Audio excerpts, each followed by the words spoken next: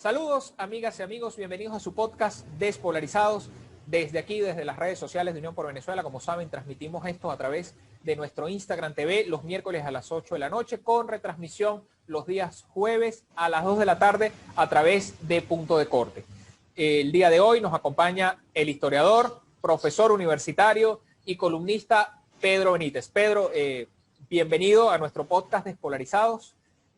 Aprovechando tu conocimiento en la materia, tu experiencia, hablar de un gran venezolano que el pasado 22 de febrero cumplió 113 años de nacido, que fue Rómulo Betancourt, conocido por muchos como el padre de la democracia, aunque en la actualidad pareciera que hubiera una narrativa que trata de borrarlo o darle otro matiz al papel que hizo Betancourt a lo largo de su historia.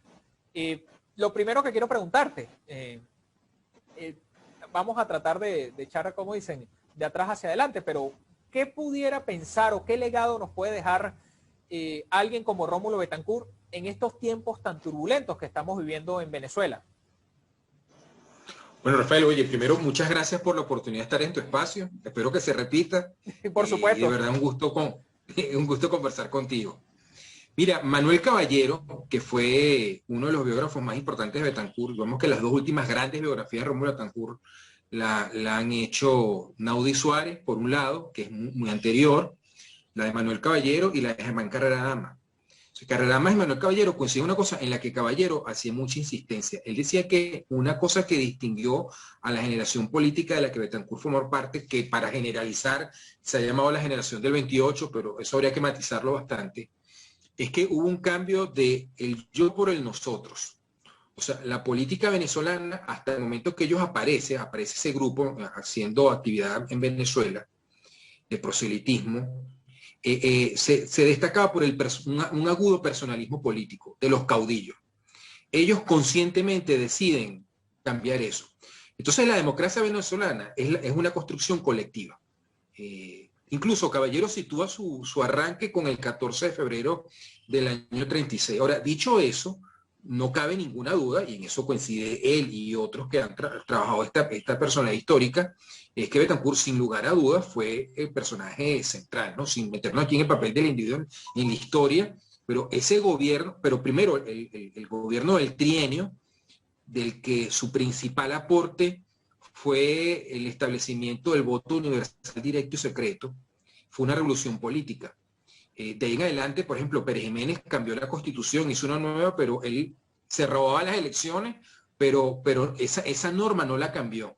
Y fíjate cómo el chavismo, a lo largo de estos años, hemos escuchado muchos rumores de que, bueno, pretenden restaurar el sistema de elección indirecta a través de los consejos comunales. Seguramente tú has escuchado eso. Esa amenaza estuvo muy latente con la constituyente, pero no se han atrevido, desde el punto de vista de las formas, por lo menos, a revertir ese cambio político. Por lo tanto, eso fue un cambio político revolucionario, en el sentido que fue un cambio drástico e irreversible. Y eso está ahí. Y luego su gobierno constitucional, que fue electo del año 59 al año 64, bueno, fue el que sentó las bases del periodo más largo de paz, estabilidad, alternabilidad política y democracia que Venezuela nunca antes ha tenido en su historia. Un sistema que se basó fundamentalmente que ningún grupo que estuviera en el poder iba a aplastar al otro, sino que seguía existiendo la competencia política, vamos a llamarlo así en términos civilizados. No había que matar al otro para poder hacer política. Podíamos competir de acuerdo a una regla establecida.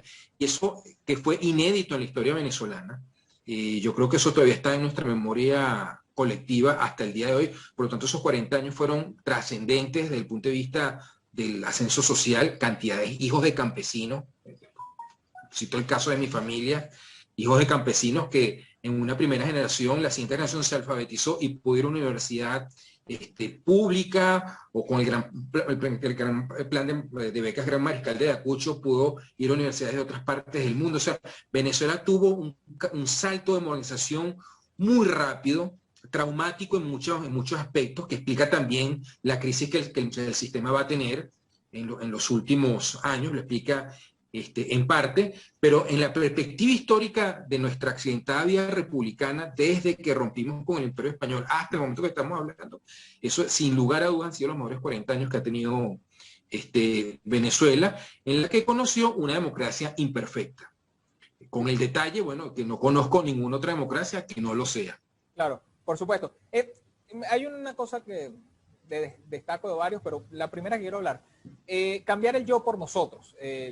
Sabemos que Betancur creció en medio de la dictadura gomecista, reaccionó de alguna manera a la dictadura con la generación del 28, pero adicionalmente él fue muy crítico del caudillismo, aun cuando Gómez, siendo caudillo, mató el caudillismo. ¿Qué pasó posterior? Y quiero hacer aquí énfasis, porque pareciera que después Venezuela nuevamente entró en esa espiral del caudillo, del personalismo político. Lo vivimos a partir del 98 con Hugo Chávez a la cabeza del Estado. ¿Qué pasó ahí? Porque vemos que Betancur hizo un gran esfuerzo por eliminar el caudillismo, y si uno ve incluso la historia de Acción Democrática, su historia en general, hubo también una alternancia en la Secretaría General, la gran cabeza del partido, cosa que no ocurrió en los últimos años. ¿Qué pasó ahí? ¿Cuál fue el error o qué de repente, qué cisma hubo para que no se continuara esa alternabilidad que fue la que ayudó a Venezuela de alguna manera a construir su democracia? Bueno, Rafael, lo que ocurre es que los procesos de cambios culturales son muy, desde el punto de vista de nuestra vida biológica, son muy lentos. Si lo vemos en historia parece que son muy rápidos, pero realmente a lo largo del transcurso de la vida humana son muy lentos. Estamos hablando de 3 o 4 generaciones. Entonces esa idea del caudillismo está muy metida en nuestra cultura hispanoamericana. Esto trasciende a Venezuela. Esto es como una maldición que carga Hispanoamérica. Y no digo que sea un problema exclusivamente hispanoamericano, pues si tú agarras los 123 países que están sentados en Naciones Unidas, la inmensa mayoría de esos países no son democracias, o son monarquías absolutas como en Arabia Saudita, son dictaduras de partido único como Cuba, China o Vietnam, o son autocracias como Rusia, o dictaduras que hay en África. Me explico, es decir, por eso es que dicen que la ONU es la democracia de las dictaduras.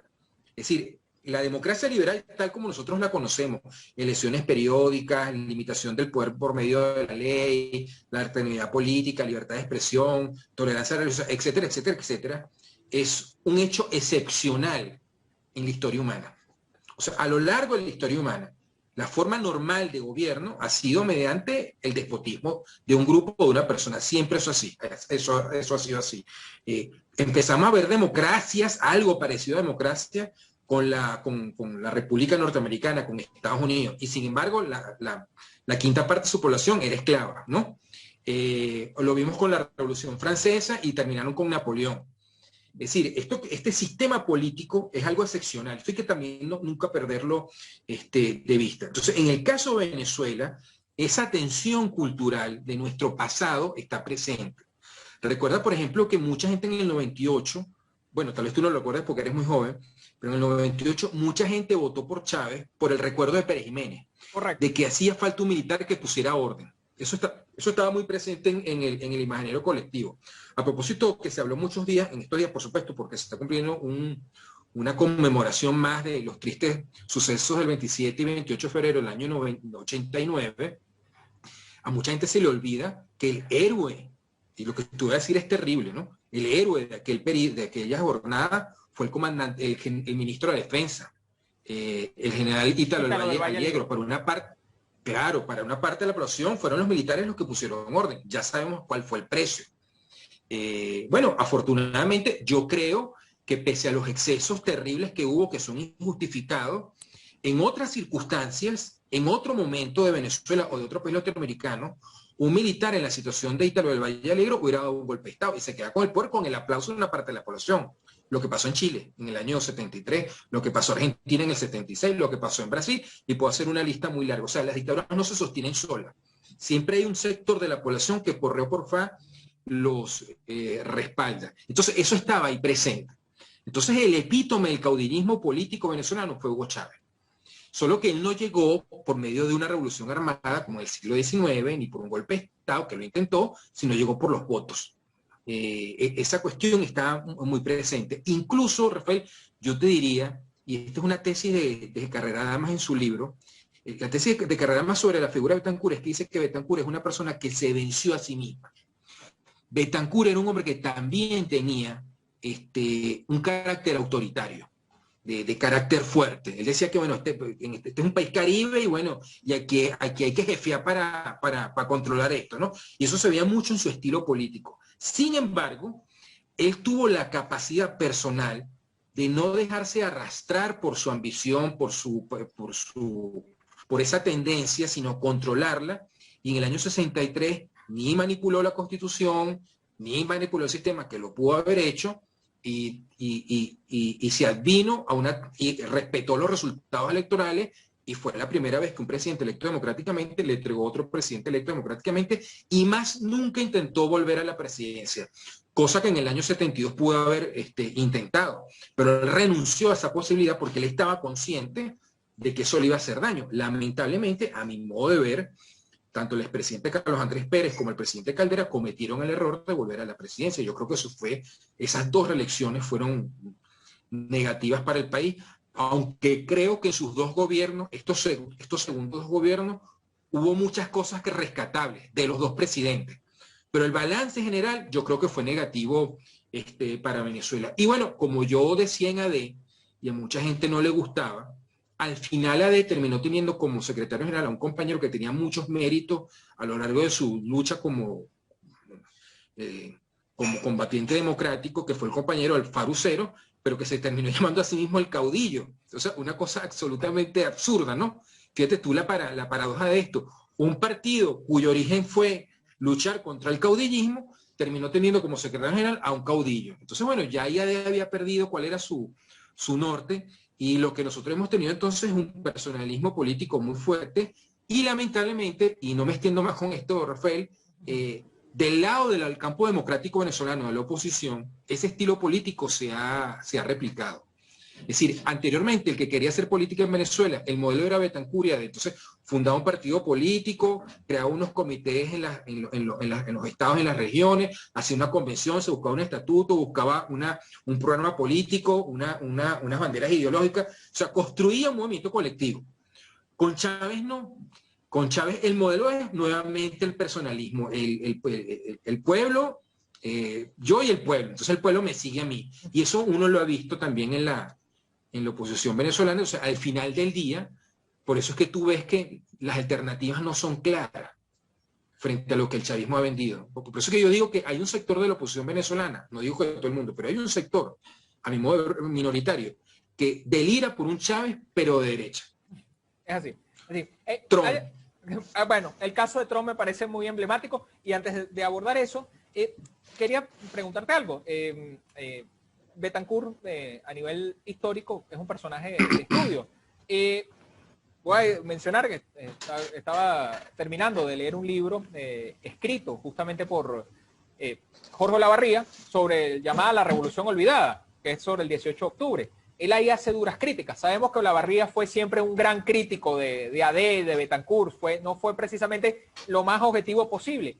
Pero algo que me llama la atención es probablemente Betancur se aventuró de alguna manera, aunque logró posteriormente, como tú dices, una revolución a través del voto y todo el sistema que instauró para que después en el 58 se asentara, es el tema de haber derrocado a un presidente que para muchos historiadores fue uno de los más liberales, como fue Medina Angarita, y en que incluso los propios militares que derrocaron a Medina reconocían en Medina una gran labor, incluso ellos mismos le permitieron regresar al país después que lo habían desterrado.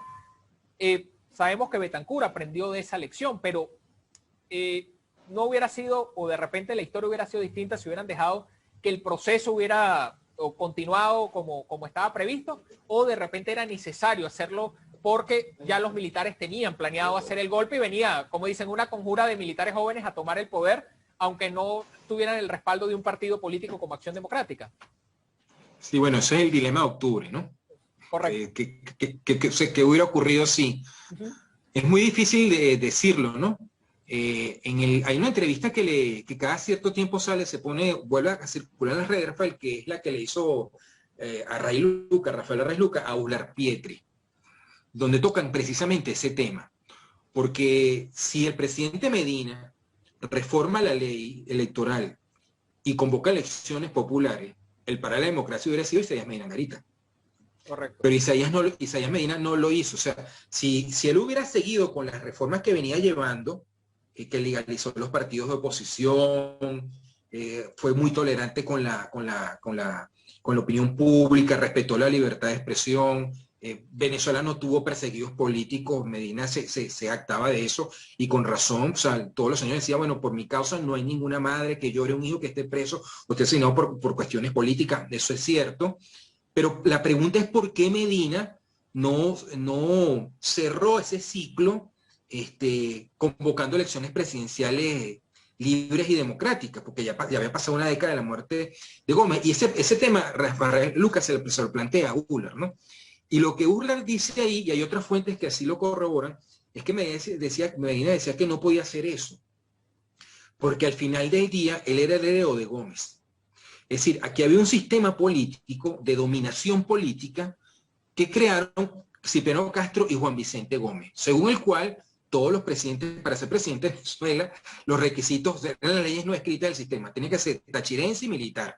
Correcto. Si no, no podía ser presidente. Y el ejército estaba lleno de andino, y la mayor parte de los presidentes de Estado, y los jefes civiles, y los secretarios de gobierno, hasta los telegrafistas. O sea, había un sistema de dominación, y eso fue lo que rompió el 18 de octubre del 45, que fue que por cierto, los perejimenistas me imagino que no lo saben, no tienen idea de esto, pero el que organizó ese golpe fue un mayor de mucho prestigio en la Academia Militar, y creo que hasta ese momento tuvo la mejor nota de la Academia Militar, ingeniero en artillería, Marcos Pérez Jiménez. El que organiza el golpe e invita a Betancur a ser presidente es Pérez Jiménez. Hay una foto muy famosa de los dos. Vemos que el 18 de octubre es un quiebre histórico. El destino de Venezuela hubiera sido otro si eso no se da. Bueno, mira, no lo sabemos. Lo que sabemos es lo que ocurrió. Y yo creo además que, fíjate tú, que el personaje más importante de esta etapa no es Medina Angarita, sino es López Contreras. Sin López Contreras no hay Medina Angarita, porque el que desmonta parcialmente, el que saca a la familia Gómez de Venezuela y permite esa apertura política es el general López Contreras. Y de hecho, fíjate tú que cuando cae Pérez Jiménez y vienen las elecciones del 58, la Constitución del año 61 establece la figura del senador vitalicio, todos los que hayan sido presidentes de la República. Bueno, y los adecos, los guerreristas, los copellanos, gente que había sido perseguida por López Contreras, le reconocen a López Contreras su figura histórica y lo sientan en el Congreso como presidente, como senador vitalicio. Al lado de Rómulo Gallegos. Eran las dos al lado de Rómulo Gallegos. En las dos fuerzas de defensa. Entonces, ese es el momento. Eso es un hecho, eso nunca había ocurrido en nuestra historia. Ese fue el momento de la reconciliación nacional. O sea, yo creo que el mejor momento de la historia de Venezuela fue ese, y cuando Leoni le entregó la presidencia a Caldera, que es la primera vez que un dirigente, un líder civil y de oposición llega al poder sin disparar un tiro. Ese fue el mejor momento de Venezuela. Yo te pregunto, ¿tú te imaginas que eso hoy en día fuese posible? Creo que no la tenemos la imagen. Creo que la imagen, y mencionaste lo de Trump, la imagen que tenían muchos. Yo recuerdo el traspaso de mando de Caldera a Chávez. Tenía 3 años cuando Carlos Andrés asumió la presidencia. Pero para muchos, la imagen de ver a Biden asumir la presidencia, más allá de lo que hizo Trump, más allá de toda la acusación de fraude, es una imagen casi que mitológica para los venezolanos.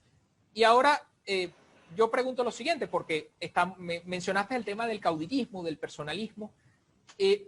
¿Por qué en los partidos políticos venezolanos no está ocurriendo eso? Un traspaso de mando, de coordinaciones, de secretarios generales.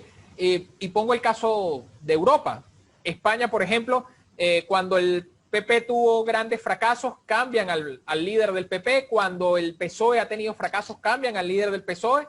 Y recientemente España vivió lo que pasó con Ciudadanos, siendo un partido emergente. Albert Rivera, siendo un líder joven, decidió entregar el partido porque él ya sentía que había fracasado como líder y que tenía que darle el poder a otro. ¿Por qué en Venezuela los líderes de los partidos políticos no están haciendo eso? Mira, reconozco mi fracaso, se lo entrego a otro para que tenga la oportunidad de tomar el poder por la vía que yo no pude hacerlo. ¿Qué está pasando? La imagen de Hugo Chávez se está impregnando en la política venezolana y en el liderazgo.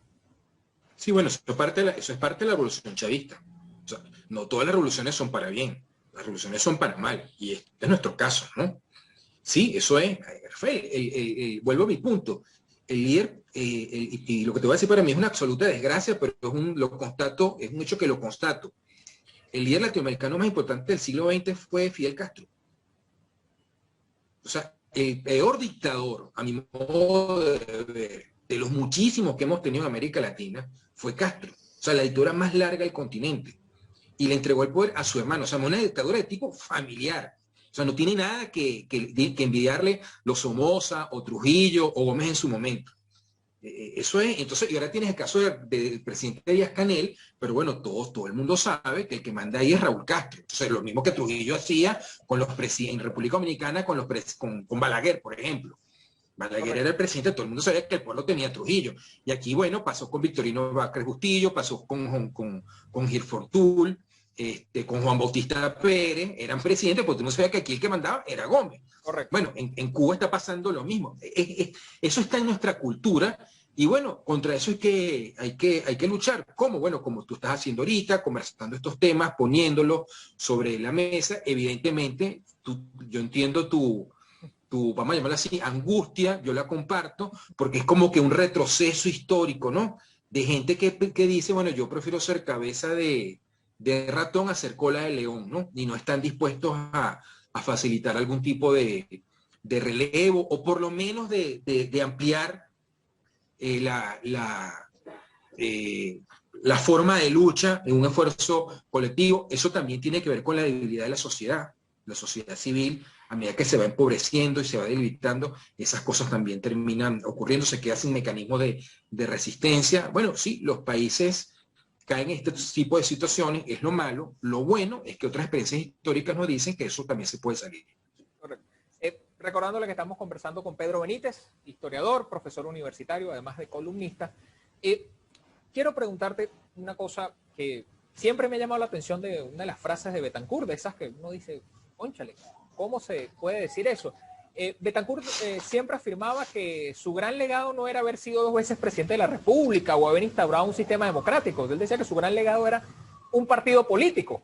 Él decía, mi gran legado al país es un partido político.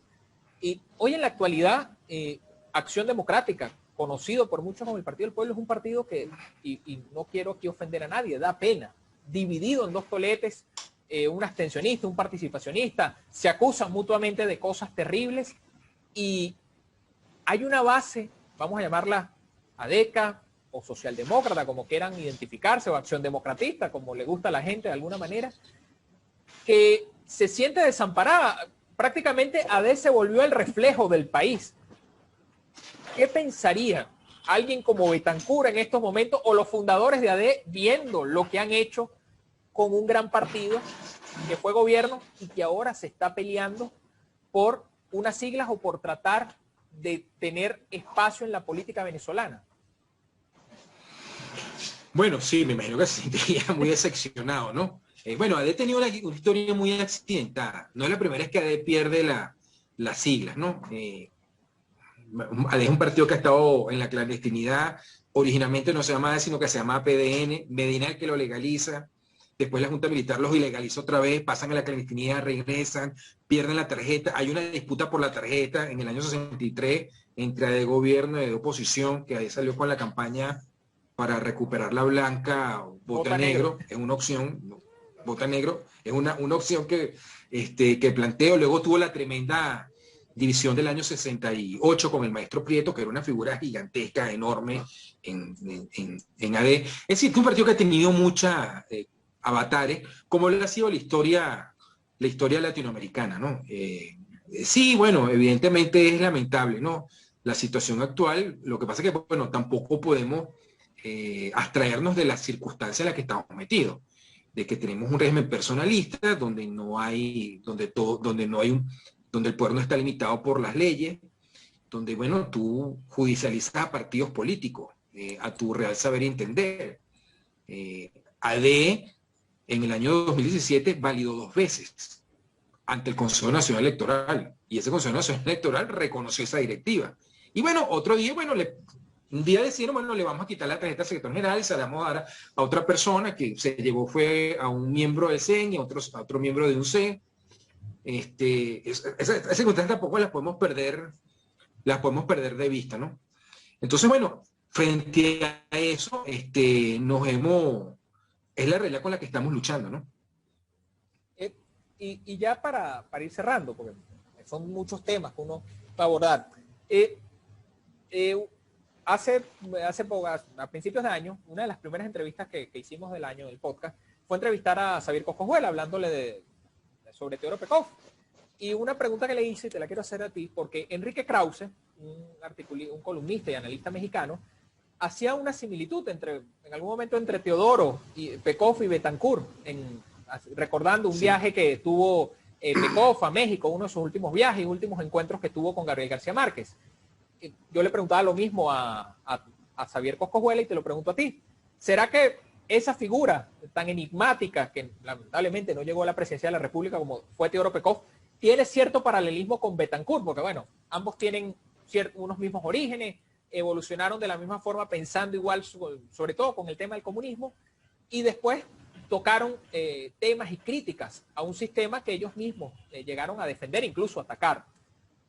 ¿Pudiera considerarse Pekov una especie de paralelo con Betancourt, o es sencillamente, como dicen, una falacia que se han inventado, que se inventan algunos para tratar de asemejar a una figura importante en la historia con otra figura más relevante todavía en la historia venezolana? No, tienen mucha semejanza. Tienen mucha semejanza porque los dos fueron hombres de pensamiento y de acción. Uno más exitoso que el otro, pero Teodoro fue un tipo de acción y de pensamiento. Y lo otro en lo que se parecen, que es similar, es la evolución ideológica que padecen los dos. O sea, bueno, Betancourt nunca fue militante del Partido Comunista, nunca fue parte del movimiento comunista internacional, él militó un tiempo en el Partido Comunista de Costa Rica, pero era un partido comunista que no estaba en la órbita de la Tercera Internacional. Pero la evolución ideológica de los dos se parecen mucho. Eso sí es cierto. Además, me consta porque una vez lo conversé con él, me hizo el comentario, a Teodoro le llamaba mucho la atención cómo aquel muchacho en aquella Venezuela agraria, atrasada y enferma en los años 30, se dio cuenta que el camino no era el modelo soviético. Estamos hablando de los años 30. O sea, la época, hay mucha gente hoy en día que, bueno, que critica el comunismo y todo lo demás, pero no comprende que la Unión Soviética ganó la Segunda Guerra Mundial. Correcto. Y luego los logros propagandísticos, ¿no? El impacto que tuvo, bueno, haber puesto el primer satélite en el espacio, el primer hombre y la primera mujer. O sea, para mucha gente, incluso en los años 60, el futuro era el socialismo. La Unión Soviética era una de las dos grandes potencias. Bueno, Betancourt con 30 años ante la acción se dio cuenta que eso no era el camino para Venezuela. Y eso me consta que a Teodoro le llamaba mucho la atención. No son dos casos aislados. Tenemos una gran cantidad de líderes a nivel mundial que han dado en la misma evolución, que han pasado del marxismo, evolucionaron a la socialdemocracia e incluso al liberalismo clásico, que vivieron esa evolución intelectual. Bueno, mira, creo que el propio Teodoro lo decía, citando a Churchill, ¿no? Solo los que cambian de opinión cambian el mundo. Correcto. Y además, mencionando figuras, se me viene a la memoria Víctor Raúl Ayala Torre, fundador del APRA peruano, que fue un hombre del marxismo y después pasó a la socialdemocracia. Y bueno, sabemos lo que logró el APRA después en el Perú, 2 veces en la presidencia. Incluso Víctor Raúl Ayala Torre, creo que en algún momento fue presidente de la Constituyente, casi que un presidente de gobierno. Pedro, ya para cerrar, ¿qué último mensaje se le debe dar en estos momentos a la población? Data Analysis, o sea, salió una de esas tantas cosas que siempre sacan de Data Analysis, a veces no sacan las encuestas completas, sino sacan alguna dato relevante sobre que hablaban de que si hubiera un acuerdo postelectoral, la gente votaría por un candidato independiente. Lo que pasa es que cuando tú le preguntas a la gente quién puede ser el candidato independiente, no hay rostro. ¿Qué mensaje se le puede dar a la gente cuando no ven rostro, no ven figuras políticas y sienten de alguna manera otro camino nuevamente a la antipolítica? ¿Qué mensaje se le puede dar en estos momentos y sobre todo bajo el mensaje de un gran hombre y un gran pensador como fue Betancourt para la historia venezolana? Mira, Rafael, algo que nos ha demostrado en los últimos 20 años es que la oposición venezolana, el campo democrático venezolano, uno, no tiene persona, no tiene nombre, no tiene sigla, y tercero, es inderrotable. Ahorita estamos en un momento de reflujo, pero hay un gigantesco descontento nacional contra Nicolás Maduro. Eso es número 1 por ahí. O sea, estas circunstancias van a cambiar. ¿Cómo va a cambiar? ¿De qué manera cambiar? no lo sabemos en este momento. Por otra parte, nosotros vamos ahorita a un proceso electoral que son elecciones de gobernadores y alcaldes. Yo creo que la oposición venezolana tiene que tener un gesto de grandeza, incluso aquellos que han sido injustamente inhabilitados, y participar, hacer todo lo posible. Fíjate tú, estoy haciendo el matiz, hacer todo lo posible para participar en ese proceso, diciéndole la verdad a la gente, no con el discurso aquel que si ganamos votamos y si ganamos vamos a dolarizar el salario, o sea, cosas que todo el mundo sabe que son mentiras, pues tú no las puedes cumplir, porque sabemos que si un candidato no lo inhabilita y logra ganar y lo logran proclamar, lo que van a hacer al día siguiente es que Maduro le va a poner un protector al lado. Eso lo sabemos. Pero en regímenes políticos como el que actualmente tiene Venezuela, despóticos, donde todo el poder depende de una persona y del grupo que lo rodea, porque no está limitado por leyes, la oposición tiene que hacer uso de todas las vías y herramientas pacíficas que tiene a su alcance. La vía más efectiva que ha tenido la oposición venezolana a lo largo de todos estos años ha sido el voto. Y por supuesto, la estrategia de Maduro es sabotear ese camino. Y lo van a seguir saboteando. Por eso es que yo no creo que en estos momentos vaya a haber diálogo y negociaciones. No porque yo rechace esa figura. Algún día, en algún momento, tendrá que haber un acuerdo político con el chavismo. Pero el chavismo tiene que cambiar para que eso ocurra. Y hasta ahora eso ellos aparentemente no tienen ningún incentivo para hacer eso. Este estilo de gobernar, de mandar, a ellos les parece muy efectivo, no van a seguir por ahí. Entonces, el otro lado, ¿qué tiene que hacer? El otro lado tiene que agotar todas las vías democráticas que estén a su alcance.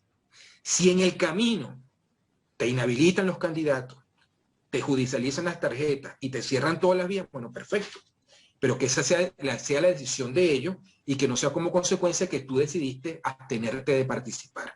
Que sean ellos los que cierren las vías democráticas, no que seas tú que automáticamente te cierres en una ventana. O sea, decir, me cerraron una puerta, no me voy a meter por esa ventana porque me la van a cerrar. No, yo trato de meterme. Si me la cierran, bueno, mala suerte.